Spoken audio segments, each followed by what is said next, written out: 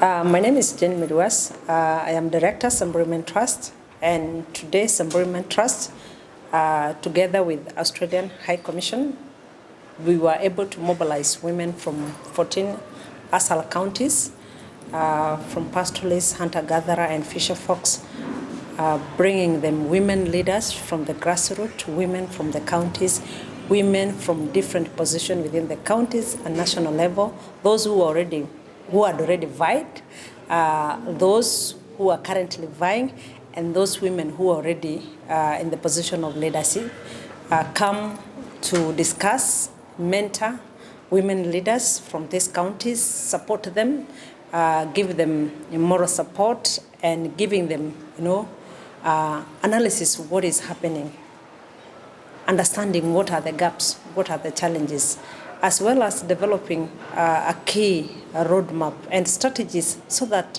when women are going for this political seat or elective seat, what are they anticipating? How many women are going for this elective seat? How many women are going to vie?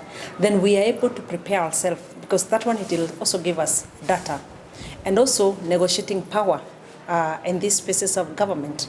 How do we make sure that more Indigenous women are in these spaces? How do we make sure that when they are discussing in different political parties, that our inclusion and voices is there?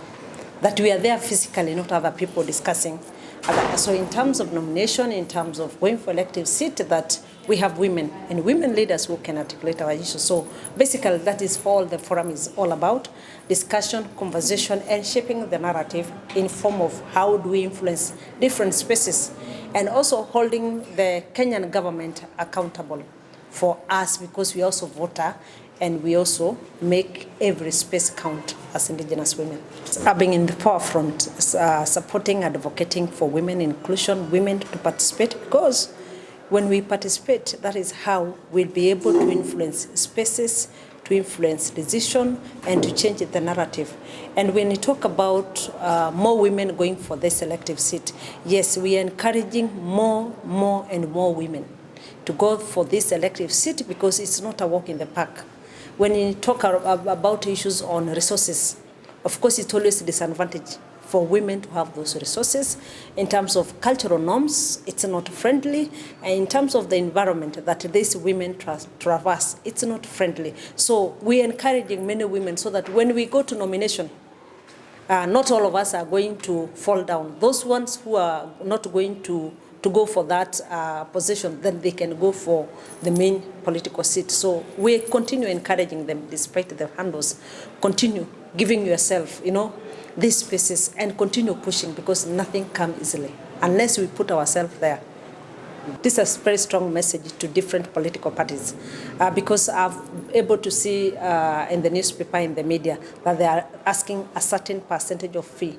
And when you talk about, women living with a disability, minority groups like women, and we are talking about women not accessing resources, women do not own anything. And even those women who are going for political seat, if you are a woman who have been working, maybe you can have money, but those women who come from the grassroots and we want them to go for this elective seat, how do you expect them to get this money? That's why it's difficult in Kenya to get the 2/3 gender role. So we continue begging on nomination. But when parties amend this act and giving women an opportunity, and people living with a disability, that women can vie without, giving money, it gives us a fair playing ground, so that they don't say that we didn't come out. Yes, I'm in a position to go for elective seat, but maybe I don't have money to go for a Senate position or MP. So that one even deny women an opportunity to go to elect. So it means it's only those women who are elites who can go for this elective seat. Those women from the grassroots, maybe you went to school, you've never gotten a chance to get a job. It means that you cannot vie because you don't have that resource. So it's something we call upon the political parties to look keenly on that, if really they want our influence and our participation in their parties. Jumbo, good afternoon. My name is Anuska Charles. I am the Second Secretary at the Australian High Commission in Nairobi.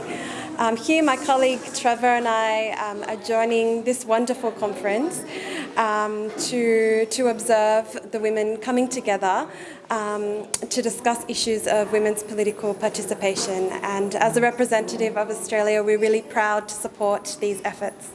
and I'm still learning a lot about women's representation. In particular, Indigenous women face trying to vie for positions and have their voices heard. So it's interesting, I was saying to Jane from Samburu Women's Trust that I think a lot of the issues that we face are really universal. The challenges and the barriers that women that are presented to women in attaining positions of leadership and then having their voices heard and their issues prosecuted.